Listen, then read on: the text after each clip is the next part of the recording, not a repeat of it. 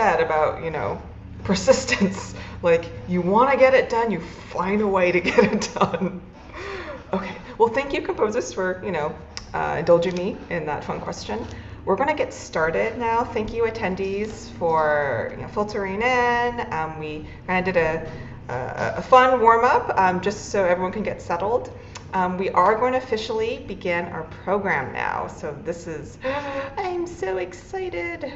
Okay, so hello everyone. I am super, super, super duper excited to welcome you to the second Realms of Courage Composers panel. I'm Jean Ahn. I'm an artist, musician, educator. About, persistence. Like, you want to get it done, you find a way to get it done. Oh, I think a cool playback of me just happened. Sorry, Angela, we were just figuring out the live stream. You should be good now. Oh, no worries. Well, I'm the facilitator today of this panel, and I have the honor of presenting these three phenomenal composers. We have Jean Ahn, we have Jennifer Jolley, and we have Shruthi Rajasekar. Hello and hooray!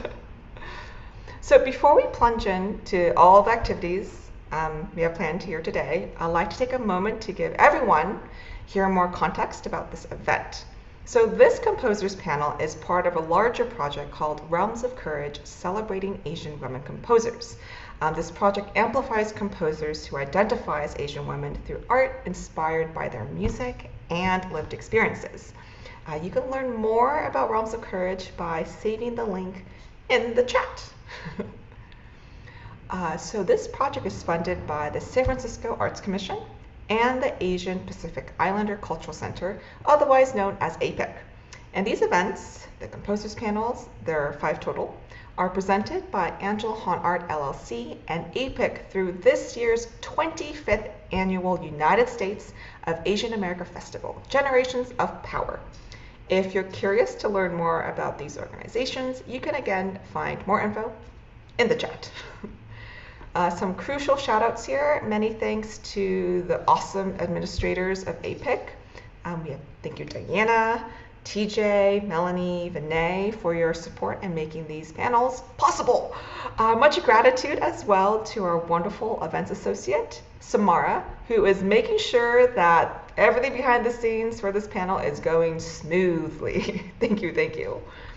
I want to acknowledge that I'm facilitating this Realms of Courage Composers panel on the unceded ancestral homeland of the Ramaytush Ohlone peoples, who are the original inhabitants of the San Francisco Peninsula. I recognize that I am immensely privileged to celebrate their creativity and stories of Asian women, the Realms of Courage composers, and of myself, on this land that is stewarded by the Ramaytush Ohlone, and which they have stewarded for generations. So please save the link in the chat to support the efforts of the Association of Ramaytush Ohlone, including land rematriation, ecological restoration, and upcoming arts and culture projects.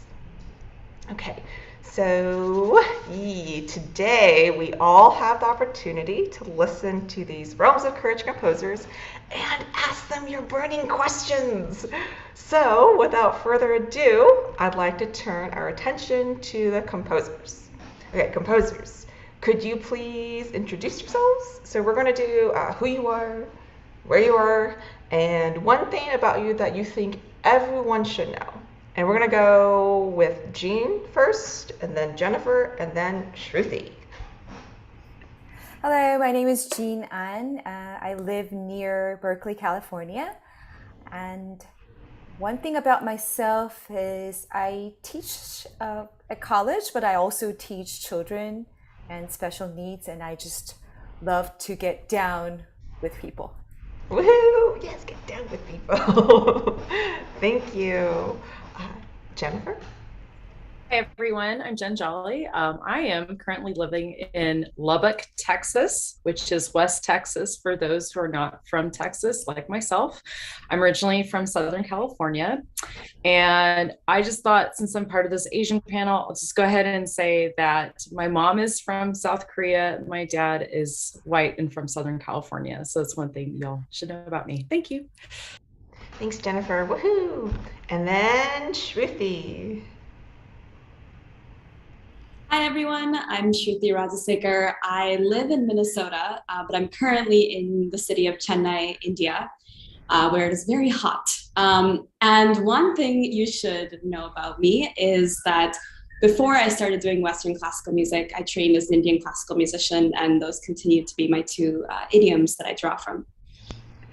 Woohoo. We're so cool. You're so cool. Thank you, Shruti. This is fantastic. Thank you for introducing yourselves. So everyone has context of who these composers are. And so we're going to go move into our very first activity. Today's panel will focus on the theme of courage. And there's going to be two phenomenal activities they're going to play. It's going to be a ton of fun, so I hope everyone here enjoys. Okay, so activity number one, we're going to play spin the wheel. And I'm going to give you some instructions first, and then we're going to play. So in just a moment, we're going to pull up an image of the questions. So everyone can see what what the possible questions are going to be for this game. And then after that, we're going to pull up the wheel. And then composers, you'll each get to spin the wheel. We'll actually do that for you. And whichever pie slice the arrow lands on is the question you're going to answer. And then again, don't worry about, remembering the question. This goes for everyone on the panel and in the audience. We will copy and paste the question into the chat so you know what we're talking about.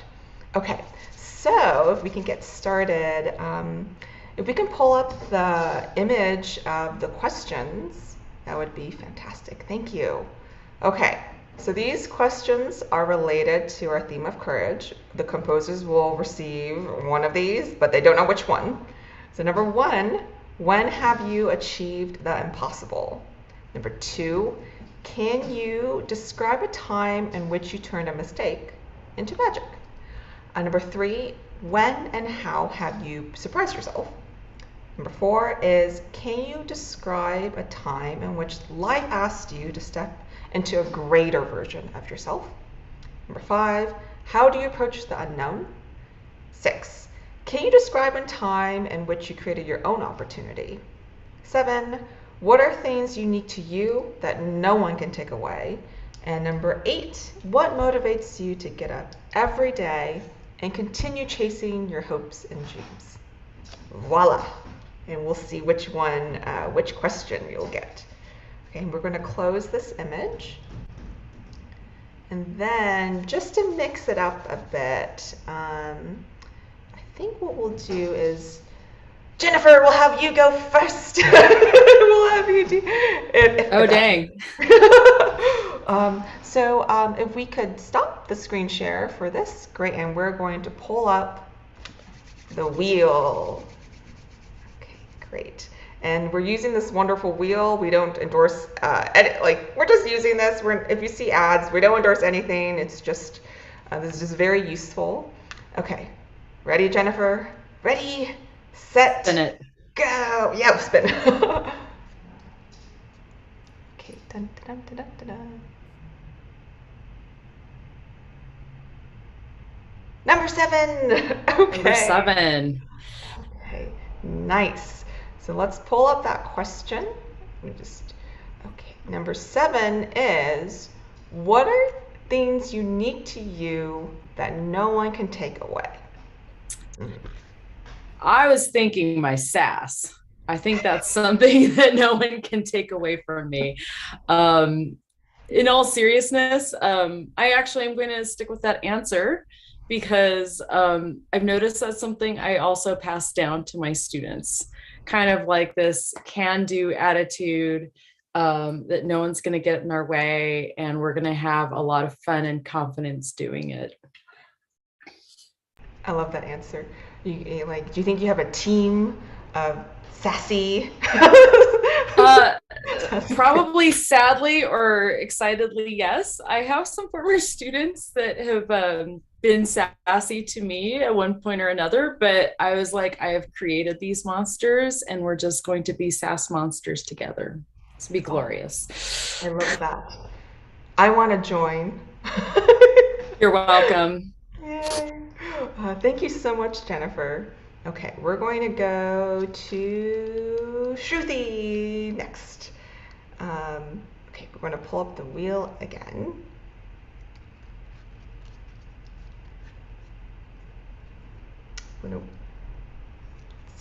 Awesome. And then Shruthi, you can say whenever you want to spin. Yeah, let's spin it.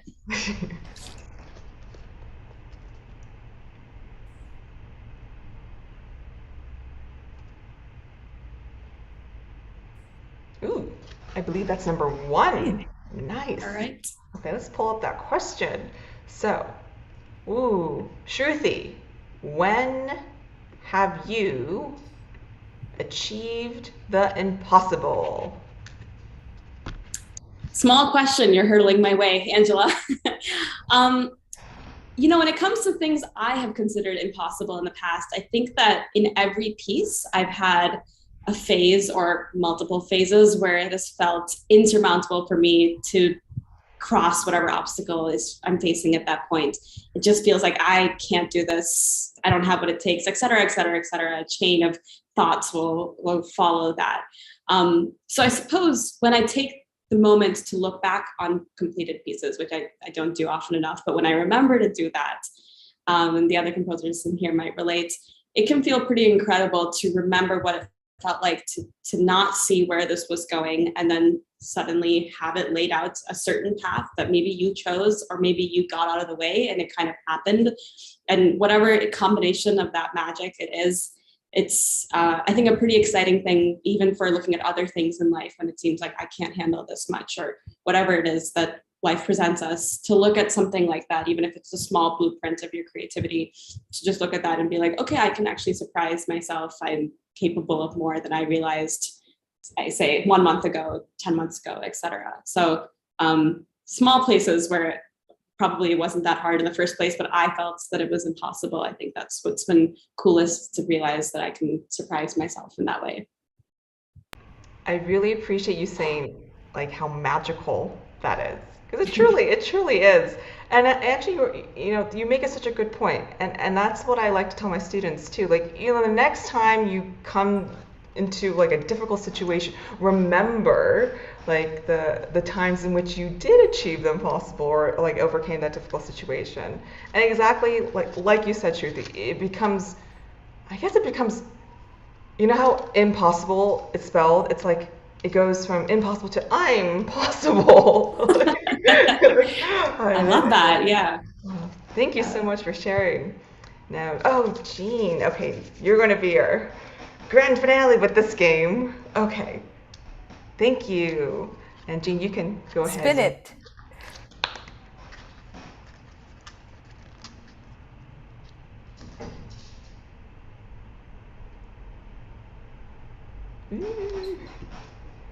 Number 2. Okay, you got question number 2. Let's pull that up. Oh, this is great. Can you describe a time in which you turned a mistake into magic? Oh, okay. There was one time that from a Korean. By the way, I'm Korean, and I grew up in Korea, so I know, and I work a lot with Korean folk song also. And so there was an organization, they asked me to arrange a Korean piece for string quartet. And that arrange, how arrangement can be simply just putting chords, and that they call it arrange. But sometimes, like composers for arrange is something different. They paraphrase it, they make variations, right? So I totally misunderstood, and I thought this is a creative project. I went above and beyond and created this like totally my own piece using that, just the cell of the motive. And they initially said, I'm sorry, this is not what we meant. So they did not play it. So it was for a piano quartet. So, but then that piece, I think they felt bad. So the following years they had, before it was more like an encore, like at the end everyone just clap and that kind of piece. That's what they wanted. And I totally misunderstood and wrote like a standalone piece. And in the following year, they did it as a real concert, and that was played again at when Korean president came to US, they played it at the White House, and then it got played over and over, and it's one of the pieces that gets the most performances among my pieces. Wow. Look at that. Like that mistake or went like the whole like its own journey. Yeah. I think that's a marvelous mistake. You went all out. You like created this entirely new piece. No, I love that. Thank you so much, Jade. Okay. Well, thank you again, composers, for playing that game. We're going to move on to the next activity, which is fill in the blank. Theme or style, I don't know, topic, treasure hunt. Okay, so the way we're going to play this one, again, it's still in the realm of courage, and I'm going to say a sentence, and then I'm going to leave a blank. And then I will I'll choose a different order of the composers each time, and then the question will also be in the, or like the fill in the blank sentence will be in the chat. Okay, so I know we started with Jennifer this past time. Shruthi, we're going to start with you, and then we're going to go Jean and Jennifer for the first sentence. So remember, this is the topic of a treasure hunt, because who doesn't love treasure hunts? So it's time for a treasure hunt. You are looking for blank. Excellent food.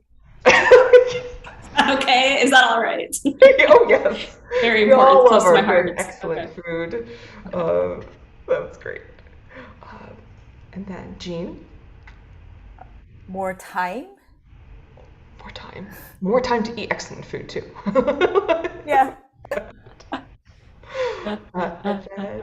Jennifer. I might join theirs because I like excellent food and more time, but I'll go with a conducting wand, which I will call it a wand because we're on a treasure hunt.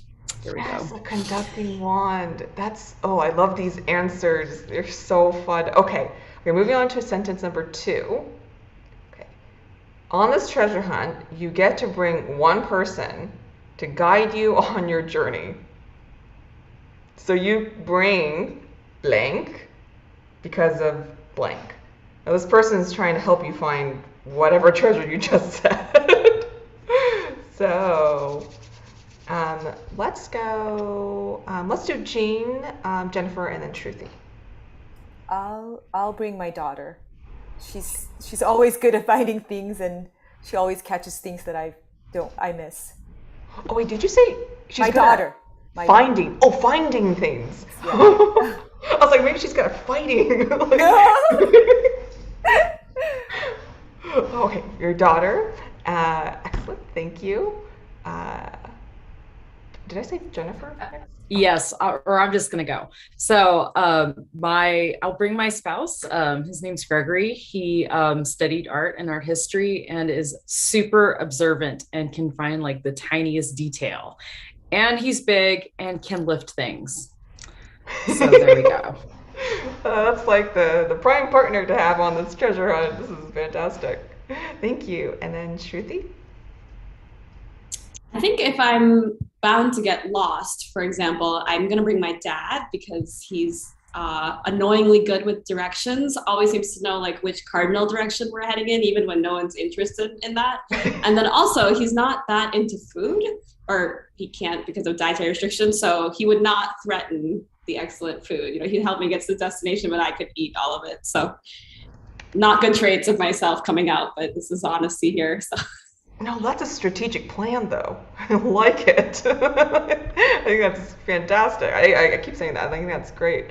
Number 3. Okay, so this is perfect, Shruthi. You're adventuring happily when suddenly you realize you're lost. So you find your way again by doing blank. Starting with me, I suppose. Right, I totally didn't. Anyone can go. No worries. I'm actually love my dad, but I'm going to ditch my dad because I think that he would have just too set a path and where we need to go. And if we're lost, one, I would get frustrated by, I mean, the two of us would just argue about where we need to go.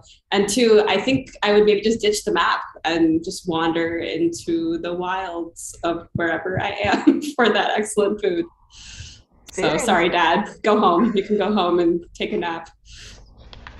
You're on your very inspiring adventure into the unknown. Thank you. And I think I will do the same, like not map or that kind of thing. I'll just wander around. Wow. Wow. Okay. Maybe if I'm on the treasure hunt with you two, I'll do it the same thing. How about you, Jennifer? I was going to consult Google Maps, so, but I am inspired by that sense of adventure, but I don't want to get sunburned. I feel like that's going to happen to me if I were to get too lost. So, oh well. I feel like I would also pull out Google Maps. But then also, I can't find directions very easily, so I would pull out Google Maps and still not know where I am or where I'm going. I just want my bearings, and then it would give me options. That's how I would roll. Awesome. Okay, 4th question. Uh-oh. You're confronted by a troll that tries to make you feel small. You defeat this troll by blank.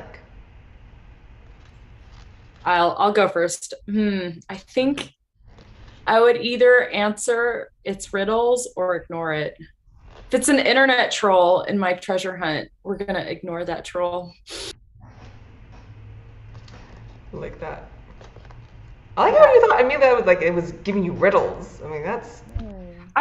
It's very much a Monty Python. I just think of like a troll on a bridge, and we'll just go to talking about South African swallows and birds, and I don't know. I'm gonna go with that.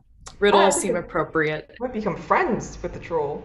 You could give riddles to each other. That's great.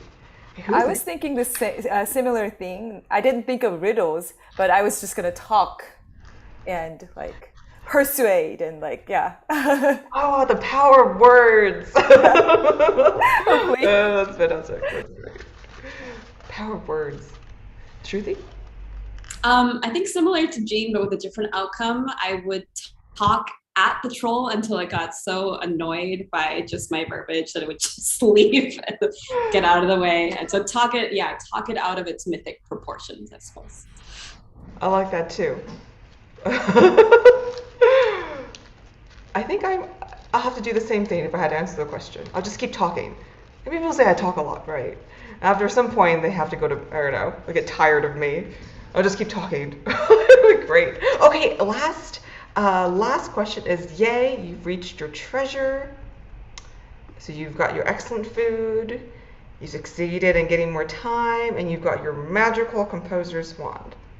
This is not a fill-in-the-blank question, but nonetheless, we still like to know, what do you treasure most about yourself as a composer? Anyone can go.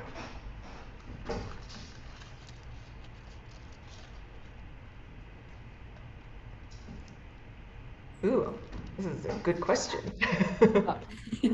Tough one. Yeah, it is tough. I think what I treasure now as a composer, because it's taking me so long to develop it, is confidence. So no one can take that away from me, and it gets me through my projects and life. Thank you, Jennifer.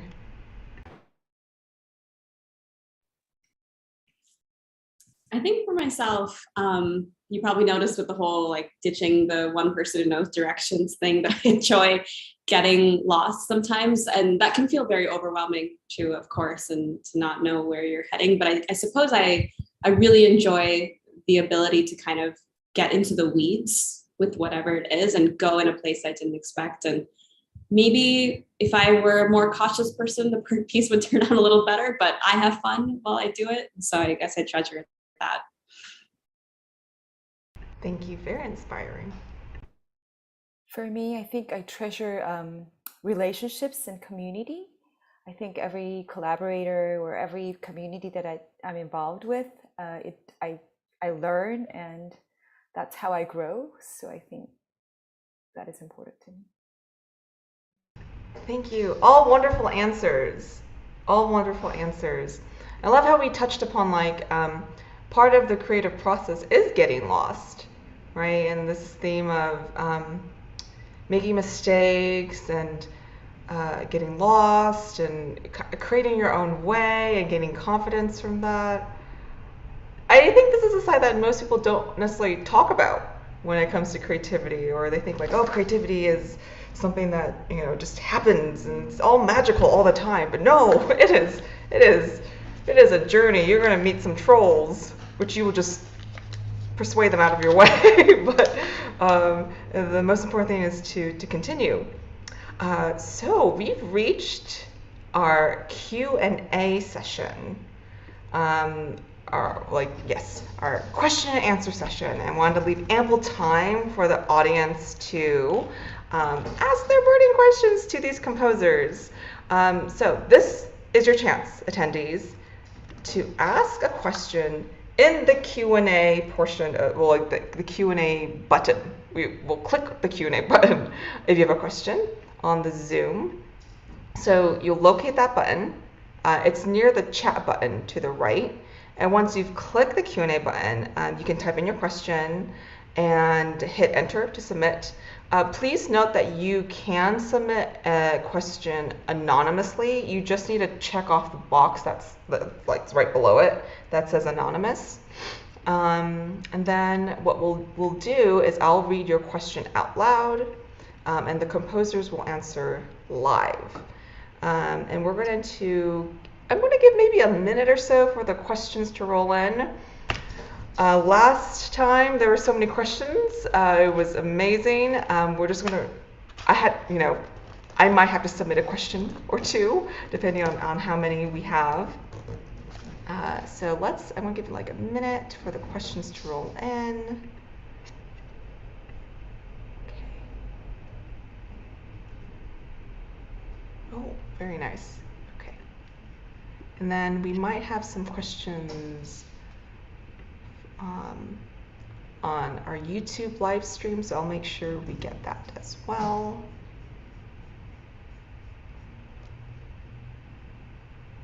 Okay. All right. Oh, okay, let's take a look at the questions right now. We have one from an anonymous attendee. How did you discover composing? And since we've been doing so great at popcorning, please feel free to, anyone can start. How did you discover composing? I'll go ahead. I learned in high school. As a former pianist, I thought that all the music has already been written, and all the people who wrote stuff were dead and white men. And then I realized through my orchestra teacher that there were living composers. And so I discovered that's something I could potentially do. Thank you, Jennifer. I felt that way for a long time too. Thank you for sharing that. Okay, and then Jean? I started, I grew up playing the piano. So even for a very young age, like age 5 or even 4, I just loved not reading notes. And in order to not read the notes, because that was too much hard work, I could compose. So I always loved composing. Attendees, you hear that? You don't necessarily need notes to compose. Because I think even at a young age, it was like, oh, you needed to know how to read and write these notes in order to create like a viable piece. And you heard today, attendees, you don't need to do that. Shruthi? Yeah, quite similar to both Jean and Jen. So I also, when I started piano, I didn't know how to read, and I was trying to actively avoid it for many years. I successfully avoided really how to sight read. I was also studying Indian classical music at the time, so that's an oral tradition. We have a notation system, but it's not meant to be comprehensive. And so I think I was constantly noodling around, was a term I used, at the piano and creating songs. And it was part of my play world, was like creating, like at the age of 8, like unrequited love songs about things I had never experienced and I don't know where I got these ideas, movies probably. But then I would like create that song and then go jump on the trampoline and then work on my song some more. So it was definitely part of the play world. And with that too, Indian music, my teachers would encourage us to be creating as we were studying. So that was really special, that as we were learning the kind of etude style things, we'd also create our own. And it's something I try to encourage now too, when I'm in that position of mentoring or teaching. But I think the word composer was not one I felt like I could step into for a long time. I think similar to what Jen described, until I saw it modeled by people around me, by people who look like me, it didn't feel like a sphere or a word I could own. And I think I actually appreciate that today the American Composers Forum has expanded their definition to include composers and music creators. I think that's really special. I think music creator is a term that I could latch onto much sooner, but it was also important for me within working in contemporary classical music to be able to own the title composer. And I'm sure the others on here have probably had a similar journey with that term, similar relationship with it. Thank you so much for sharing, Shruthi. I love this. That the creating music for you is part of play, and that as adults we need to remember that like it's this part of this play sphere. Thank you for sharing. Next question. We have quite a few questions, so I'm glad we have ample time for this. Please, this is from another anonymous attendee. Please tell us about your favorite piece that you've composed thus far. I'm going to go ahead and say that is not a fair question because all of my pieces are different. But I'm going to go ahead and say that I wrote a piece about cats, which initially I was embarrassed by, but I realized there is a long tradition of composers writing pieces about cats. And the title of this piano trio is called The Lives and the Opinions of Literary Cats. And it was premiered by the Love Coast Chamber Ensemble. It's actually one of the pieces that's going to inspire my final art piece, inspired by you and your music. I'm very excited. But it's actually good. It's actually good. Of course, it's great. Oh my gosh! Everyone, you would definitely go to Jennifer's website and look up cats. Is it cats, or just cats? It's just cat. The title is The Lives and the Opinions of Literary Cats. Oh, okay, right. I think in my head I was like, I was enjoying listening to it. I just kept saying the word cat in my head. Thank you so much for sharing. Who's next?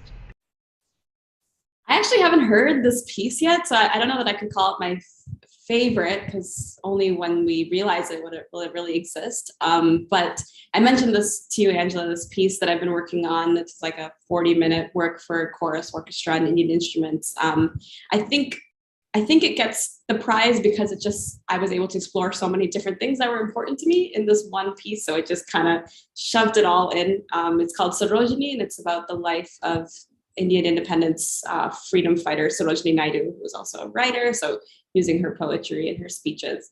And there's I just get to have every kind of emotional experience with it. So I guess it, ticks all the boxes. But I could honestly, and I don't know if the other composers here relate, it's kind of whatever I'm working on at the time, unless it's really frustrating me and that I hate it.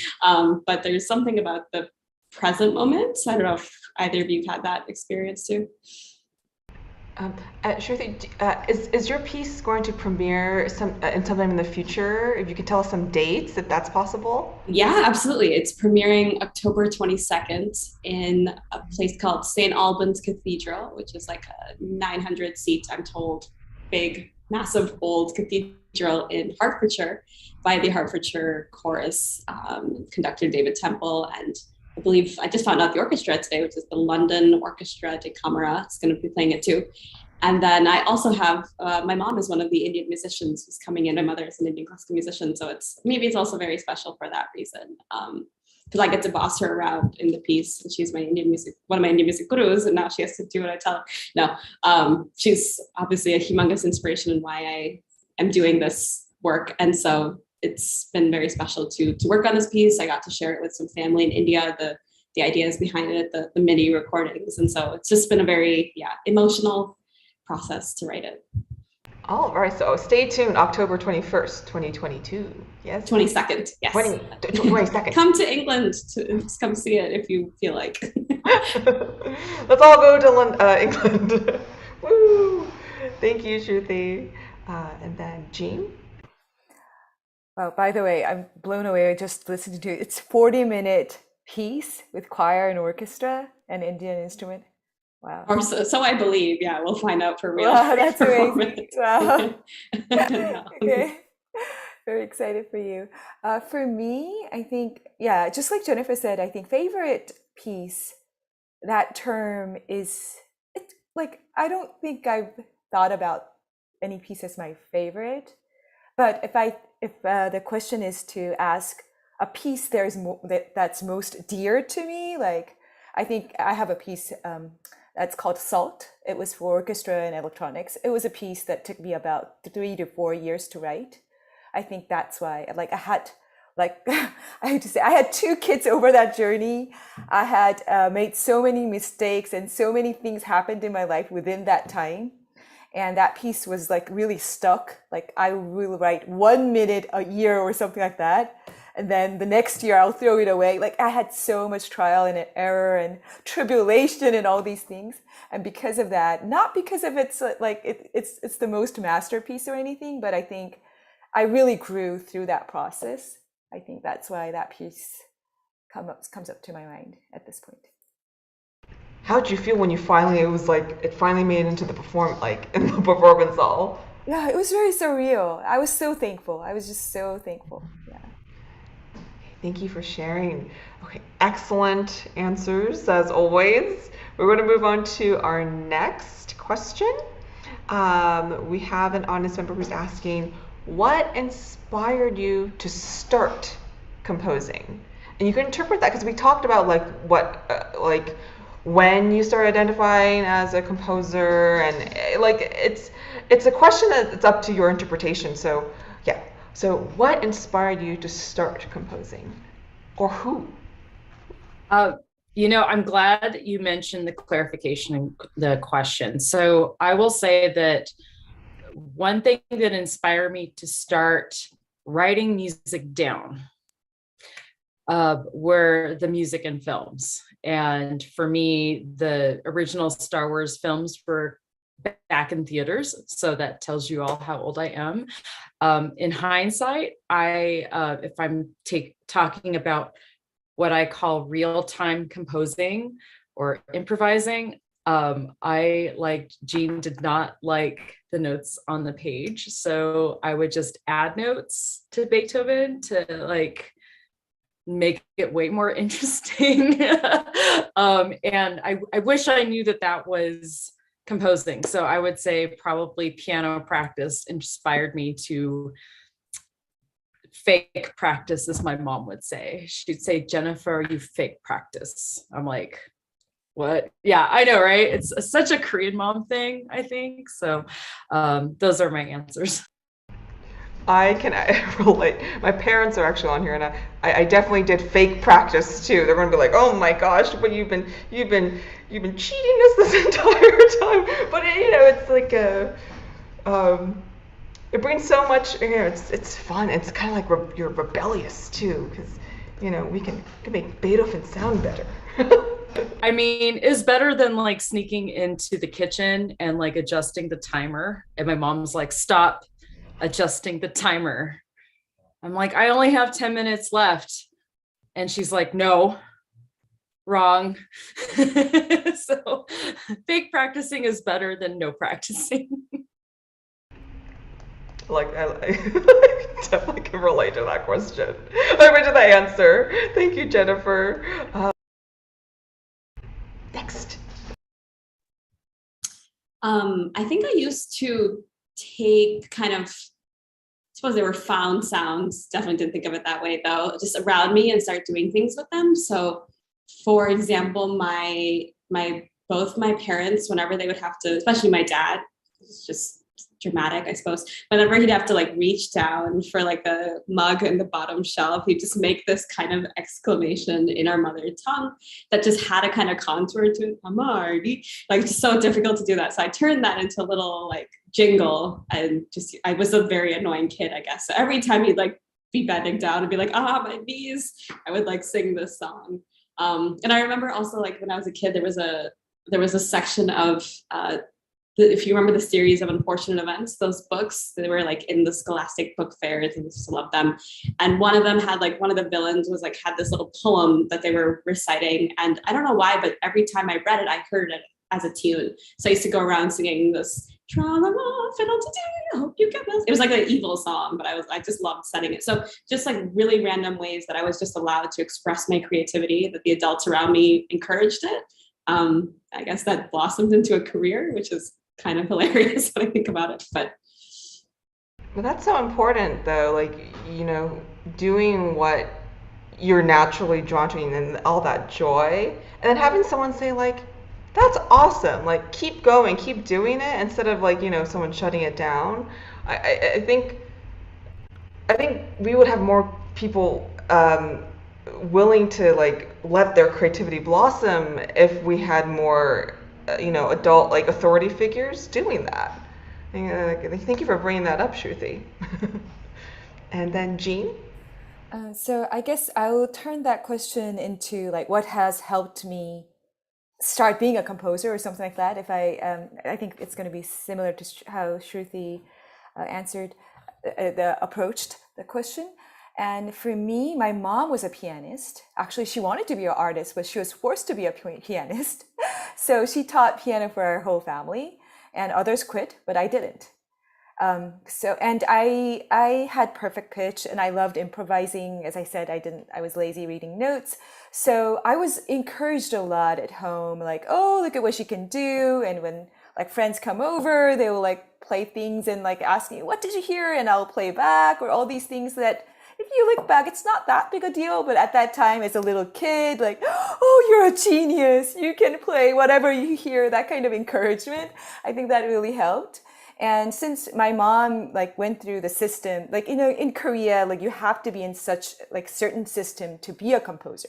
You can't just like at high school, like, I want to be a composer. That's too late. Like in Korea system, like we really have to start at least like by 6th grade or something like that. And instrument, like you have to start at elementary. But since I wanted to be a composer so early on, and my mom already went through the system and she knew what it means, like I was nurtured, like she found me a good teacher. And then I was really thankful to have good teachers early on. So that's how I started. Oh, thank you. All these answers are, perfect for those who want to learn how to become a better teacher, a more encouraging and supportive presence. And if you have students, or even if you have children, really, or you're just around the next generation, I think. Thank you for your responses. Those are good lessons to apply. Moving on to the next question, we have an audience member who is asking, when did you start becoming interested in music? And how old were you when you wrote your first song? Yes, so when did you start becoming interested in music, and how old were you when you wrote your first, or in this case, created your first, actually, why don't you do both? Kind of like created your first piece and then also wrote down. I'll go again. I was fascinated with the piano when I was 4. Like, how could you have this device that plays anything? I thought. So I remember being in church and they had a pianist, and I would just look at the keys and watch the pianist try to play the keys on the keyboard.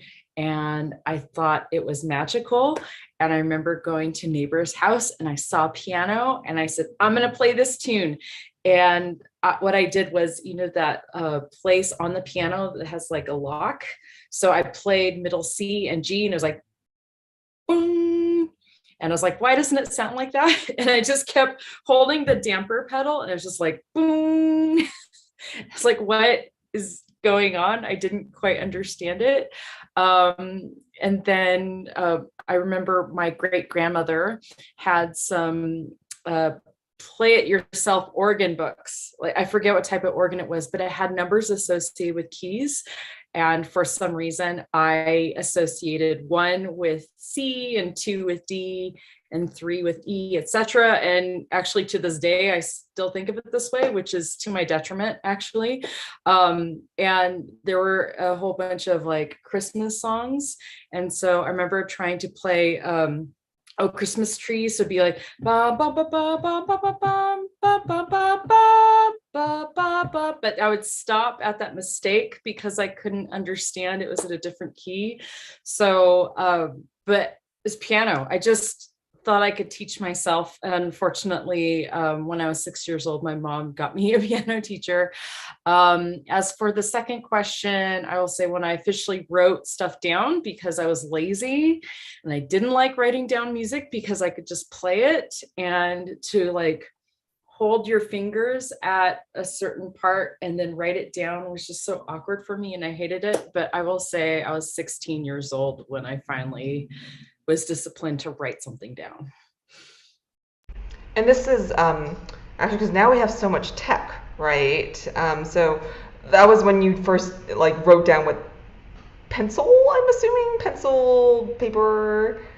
Yes, there was a really old program that was on floppy disk, I think, and affordable. I know that the notation program Finale existed and Sibelius was also coming to its own, but I think it was called Note Composer. It was very basic, and I got it just in time before applying to colleges. That's great, because now I'm like, oh, college applications. I was like, oh no, I have to start writing this down for college applications. So I was improvising this whole time. Improvisation, good. Thanks, Jennifer. Okay, who's next? I'll go. For me, as I said, I started early, so I started writing. I didn't write it myself. Like at age 4 or 5, I would improvise. And my mom, since she played the piano, she knew how to write. So she would write for me. So I still have the note that she wrote for me. And if I look at now, it's more like a 4 plus 4 plus 4 plus 4. It has its own form. So A, kind of a binary form kind of music that I created when I was young. I guess that's what I was used to at that time. And I started writing music when I was like 6th grade or 7th grade. Yeah, and so I think I am growing up in Asia. I had a very orthodox training. So starting from 6th grade, I think I did have a teacher. So I did study and started writing my own. And it was pretty natural for me to write down. So just a follow-up, Jean. When so it sounds like with were you in a cohort with other students who were also learning? Starting from high school, actually. In middle school, I had just a private teacher. She would teach a little bit of piano, a little bit of composition. Was mostly like I do it myself and I show her at the end about that. And then starting from high school, I went to music high school, so I had a cohort of composers together. Thank you for letting us know.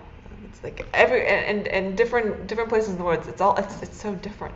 Like definitely different. Yes. We don't imagine how different, but then when we hear creators talk about it, because it contributes to how we do things day to day, and our, the backstory of how we came to be. Shruthi? I think in terms of when I started becoming interested in music, I don't really remember that as like a particular point of change in my life, because my whole life I was so lucky to grow up around music. In my household, I mentioned my mother is a professional musician, and it sounds like all three of us grew up with some amount of like artistic forming from our parents, which is really special. So yeah, sometimes I wonder, you know, if I chose it or if it kind of chose me. In terms of the first time I was creating, I was given a keyboard when I was 5, which was very generous of my parents, and generous of everyone who came to our house, because I used to make them listen to all the different things I could do on that. So I was like actually kind of similar to Jen in one sense, where I was like just amazed at the different sounds it could make, but also I was like DJing on this like early 2000s machine where I was just like, I loved switching between tracks and like never letting it like play through. And I think, yeah, I wish, I mean, I don't know, maybe another life I would have been a DJ, because I was very into that. But it was part of the creative process, I suppose, like curating. And I guess I clearly remember writing my first, it wasn't written down actually, but composing my first song when I was 6, had like 3 notes to it. And it actually had a very elaborate backstory. And this came from like being exposed to Bollywood. So I was like, it was a movie. I was also writing a movie. There was no script. I never wrote it. I just wrote the title, which was "What is your name?" in Hindi, which was also the only sentence I knew in Hindi. But the whole idea was it was like after World War VII. I hadn't known what the World Wars were. So I just assumed there could be 7, which is awful. And the idea was that everybody like came together through music. And then the first question they would ask each other is, what is your name, in each of their languages? And there was this whole like harmony theme. So anyway, I wrote the theme song for my movie, which I also said I was producing. I didn't know what producer did. Then when I found out it involved money, I was like, my dad is going to be the producer of this movie. So there's this whole, like, again, this play world, elaborate like backstory to this very not grand piece. But I'm just so lucky that people encourage that and like allowed me to come up with these very far-fetched ideas. And in terms of writing it down, it was a long time before I used staff notation. I did occasionally jot ideas down as like C, D, E, F kind of ways of just like getting it down just the most expedient way I could get it down. And my very first commission, the ensemble, which I was like 16, the ensemble actually notated it for me. I just like played them each of their parts, and that was very kind of them too. And now I'm on their board, so I guess they saw something in me. They allowed that. But it was it wasn't until I was finally, like maybe senior year of high school, I was like forced to learn Western classical theory, and I finally learned to read bass clef, and then started putting things down on the page. But it was a long process to that, and I think it's important to acknowledge that there's a lot of creativity that can happen that isn't that. Yes, that. Thank you for saying that, because I don't think we say that enough. And I've said this before already, but I feel like some, especially musicians, maybe perhaps classically trained, feel like they have to do composition in a certain way in order to be seen as valid or worthwhile. And it's so, it's like many, many breaths of fresh air hearing how all 3 of you went about like your journey from, just creating, and then having at some point like, it's almost like society like demands a certain, like, you have to write it down. And then because I don't know if it's the feeling like, oh, I really want to continue with this, so I just got to do it. I have a follow-up question, but maybe I'll wait because I want to make sure I get through the audience's questions. But that begs the question of, if you didn't have to write it down, what would you be doing today? So we'll hold that thought. We'll come back to it. But we're going to move on to the next question. An audience member has asked, what do you view as your biggest remaining barrier? Can I go first? Because while listening to Shruthi, I was like, oh, I really want to talk about my barrier. And since we were just talking about like how I grew up and like how I started notation at a very young age, actually that became my biggest barrier. And recently I've given a talk, and I was invited to give a composer talk, but I kind of like laid out in a system that like my mistake, number 1, my number 2, like how I'm trying to fix it. Like it's more like that. Since I started, like when I started writing notation, I learned it very early, and it was very natural for me, and it was not hard at all. And for music theory was super easy. Everything was, because as I said, I improvised already in a very structural way. I was writing binary form. I was using like 5 of 5 without knowing it. I had all these harmonies and everything. I guess it's because I grew up listening to piano. I played piano. So Western music was like this orthodox thing where like ingrained. So I was able to be very successful going to the good high school, going to good college and a composition program and everything. But what I really lacked was the actual performance, virtuosity, or like the performance, the things that, the physicality of the performance. So since I'm so used to just write it, I'll just write things and make it happen.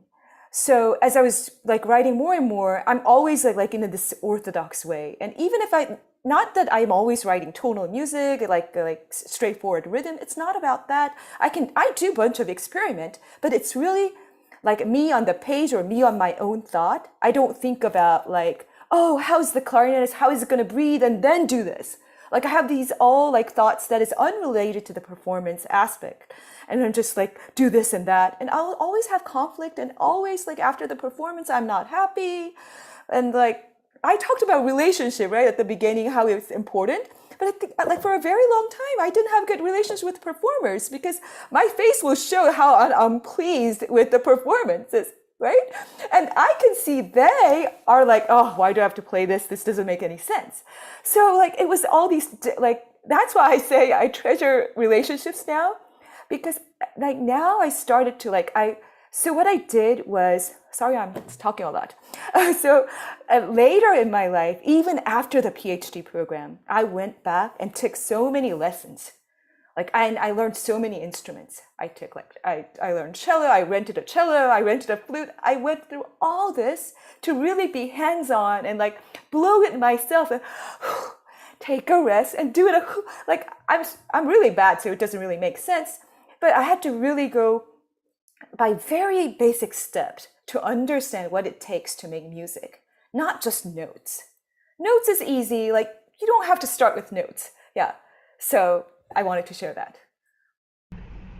Thank you for sharing that. Like, it's like a peek into the window of the realities of a composer, because you're writing something, but then it's like it's in here, right? And then you have to, but then when you create into reality, it's like you're not always the one who's going to make into reality, and then it's almost like at the mercy of whatever the world wants to, or how can, I guess as you were saying, it might not come off, it could be performed, it might not be possible to perform in that way. Thank you. Like, it's just very enlightening. Thank you, Jane.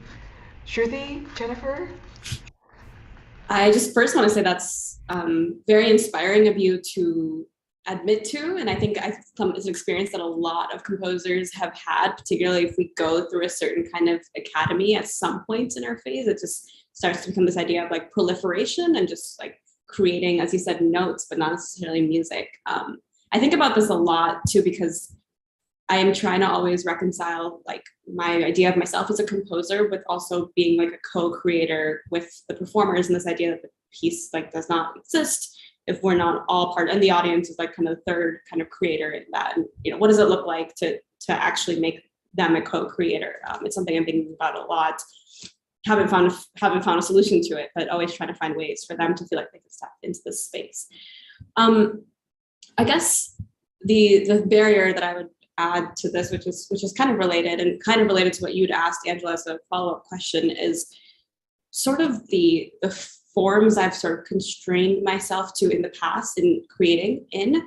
And it's kind of even like maybe how I ended up a composer in one sense was what I saw modeled around me, which was this really awesome new music scene I grew up with, as well as I was in the school choir, which was the ensemble that was most accessible to me as kind of a oral musician who sort of could not read very well. And those are the spaces I started first creating in.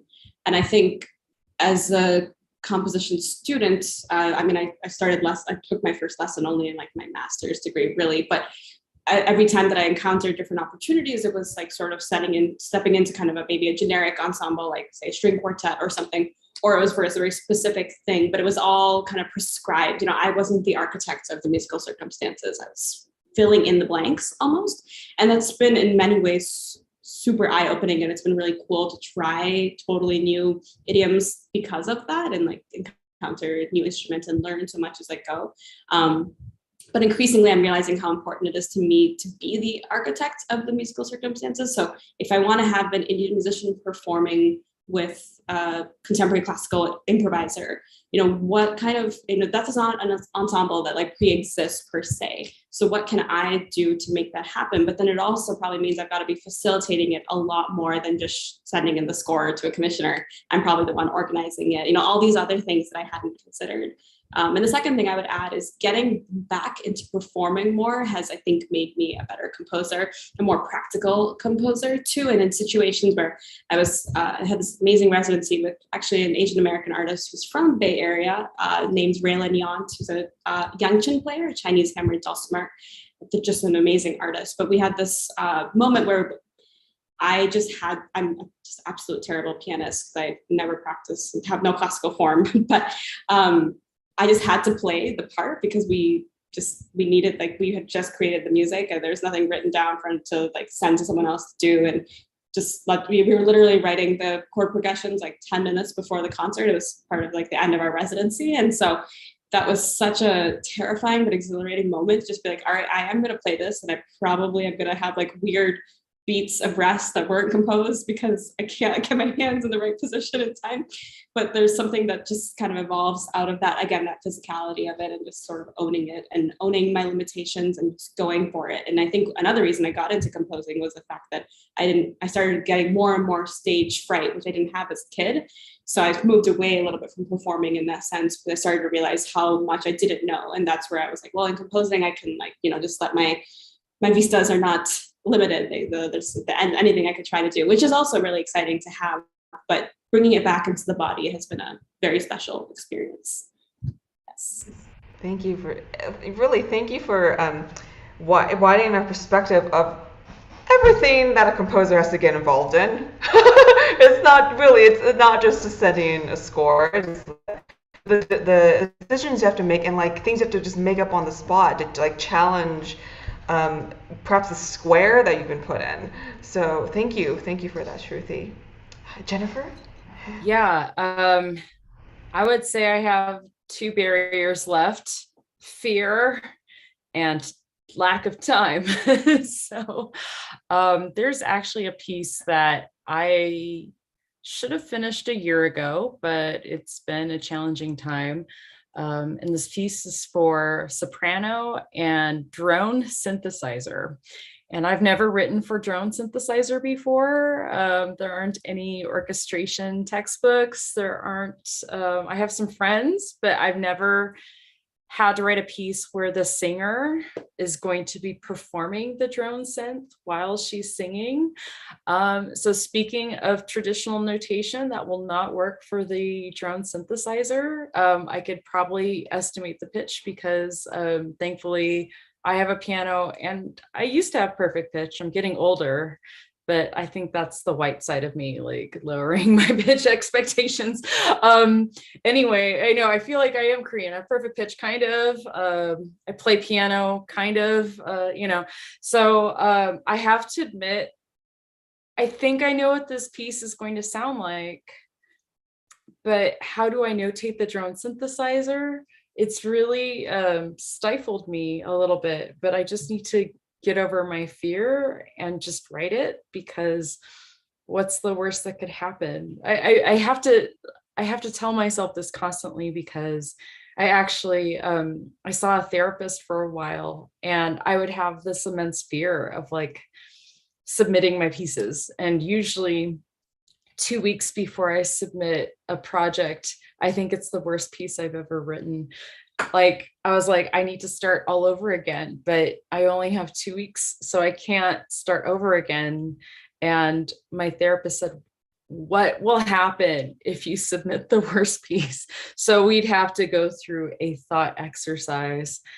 And eventually I'd say, well, it's not bad, really. My piece isn't bad. It's just not great. And she's like, is that so bad? I'm like, well, I don't know. I guess it's okay. Maybe the musicians will judge me. I think, as my two other colleagues said, we don't want to make the other performers and collaborators mad at us that they're playing bad music or music that's not playable. It's like the worst fear. So I would say that's probably something I'm still working on.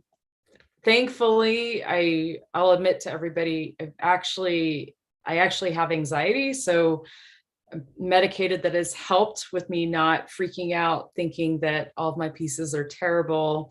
But it is a barrier, I would say, that my brain is beautiful, but is a trickster sometimes.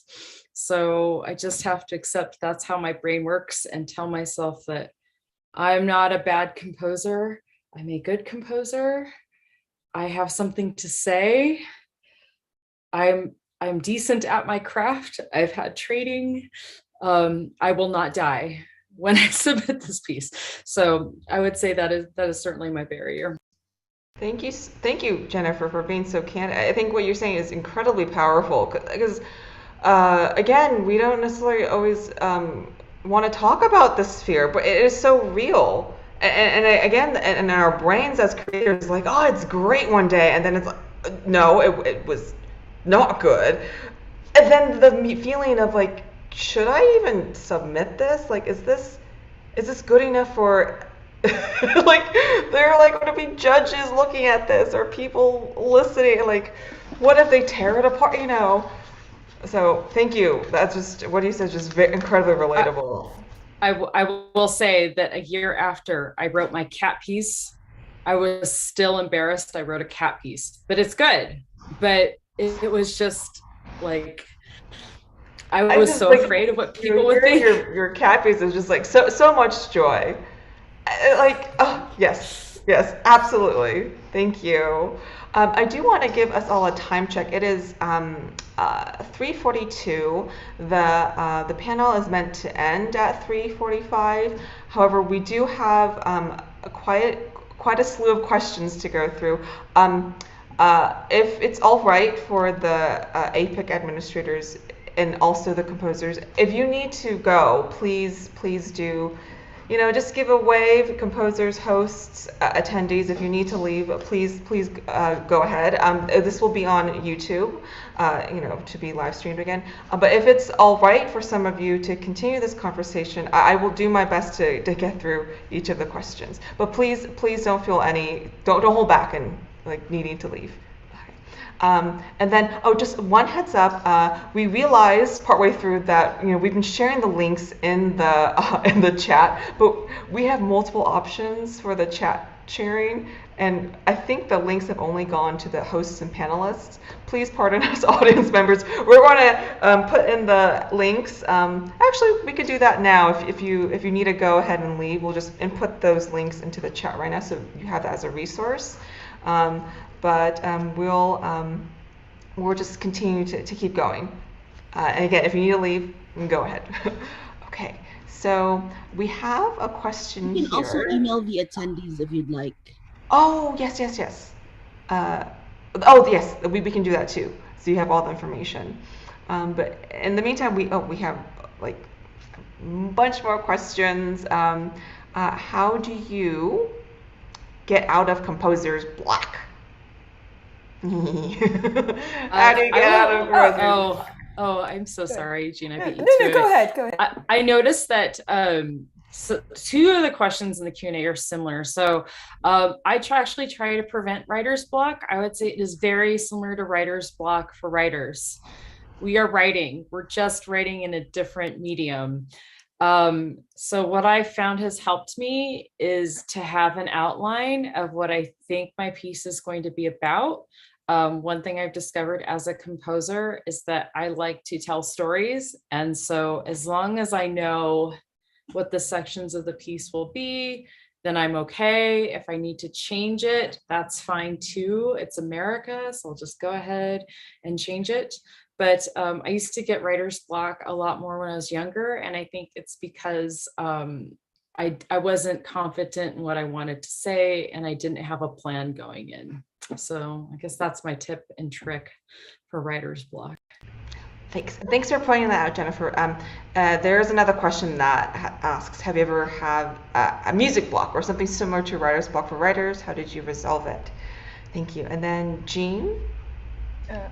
For me, I think I like writing. I'm not good at writing, but I like to just write journals, and I think it helps, like just like Jennifer said, it helps me, like at least I know what kind of sound I'm looking for in this section because I have the bigger picture. So when I'm stuck, I'll just write things that I haven't found the right sound yet, but this is what I'm looking for. This sound has to be like this kind of quality, this or this. And sometimes those words doesn't even make sense to others, but it helps. And a lot of times I'll just write from, like, I want how the end, at least I don't know how to write bar 11, but I know how to write bar 87 or something. Like, so I skip everything and just write sections. And sometimes I just write, although I know this is really bad, I'll probably throw it away. It's just like you write it and it gives some practice, or like, I think you just have, for me, I just have to be on it all the time. And I'm sorry, but I have to leave because I have to go to my son's concert.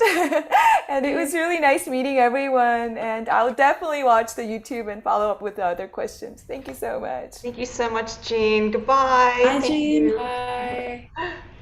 You can find her website in the link. And Shruthi, I'll do my closing statements following your answer to this, and then let's just do that. You answer the question first. I think for me, it's a process of identifying where the block is coming from. So if it's writer's block right at the start of a project, sometimes with projects that are wonderful that just allow you to do anything, that can be overwhelming having that much choice. So I think there I just allow myself time to really think about what it is that I want to do and what's catching my interest right now. If it's blocked during the middle of a piece, that's sometimes motivated by, I think, what Jennifer was describing as fear, which is just kind of getting in your own way, I suppose, and all these questions, and especially if you've had something that's gone like relatively smoothly, writing the piece right after that one can feel pretty daunting because you just compare it to their memory of the other piece you just wrote, when in fact, what I usually find is that I tend to forget all the tough moments I had. If I didn't forget it, I probably wouldn't be willing to write the next one. So in my mind, it's all this rosy glow, and I forget that this piece that seemed so easy and that has resonated with folks, or whatever it is, it did have its hurdles, and it did have its points where I was exploring really different directions from where it actually ended up. So sometimes it's reminding myself of that. Sometimes it's going for a walk, just taking a break, getting good food. I think that's, as I mentioned throughout this, it's been a very important theme for me. Getting good sleep as well, changing my position, maybe lying down instead of, and of course I usually fall asleep, but supposedly that helps the creative process. And then sometimes I have to realize I do need to push myself through that and need to, again, just sort of get over myself. So trying to be patient with myself, show myself grace in that process. Such wise advice. Thank you so much, Shruthi. Really thank you to all the composers. I'm going to have to make a difficult decision. I know we have some more questions, but we are actually over time, and I will do my best to follow up with the composers with your questions, and if I can, somehow get back to everyone about the answers in a future program. So this does conclude our second Realms of Courage panel. I'm going to make my closing statements now. So audience, we would love to hear your feedback. If you have a moment just to put it in the chat, you can direct it to the hosts and panelists. That would be wonderful. Just I don't know, we all love, getting some thoughts from you, because this program is for your enjoyment and enlightenment. So a huge round of applause for Jean. I know she left, and to Jennifer and Shruthi. Thank you so much for inspiring us with your stories and words of wisdom, and for really taking this time to have this amazing conversation with all of us. Another huge shout out to Samara, who's been diligently inputting everything into the chat, and she's just been so on top of everything. Thank you so much, and much appreciation again to the San Francisco Arts Commission and APIC for supporting Realms of Courage celebrating Asian women composers. Asian Women Composers Project. I'd also like to thank the fallen organizations for making the festival possible. It's San Francisco Arts Commission again, SF Grants for the Arts, California Arts Council, Zellerbach Family Foundation, and Start Small. Audience members, thank you again for taking the time to be here. Thank you for supporting Pacific Islander and Asian American arts. For those of you in the Bay Area, let's work together to keep the San Francisco Bay Area for a place for Asian Pacific Islander art to thrive. So please email your district supervisors and tell them why this arts community is important to you and why you want them to continue supporting API art. For everyone, thank you again for attending this phenomenal event. Stay tuned for the next Composers panel on Sunday, May 29th at 2 p.m. PT. Woo again for all the composers! We look forward to seeing you next time. Bye. Thank you. Bye, and thank you, Nicole. Thank you. Thank you so much, Nicole. Yes. Bye, Yes, Shruthi. thank you, Bye, Nicole. Jennifer. Bye.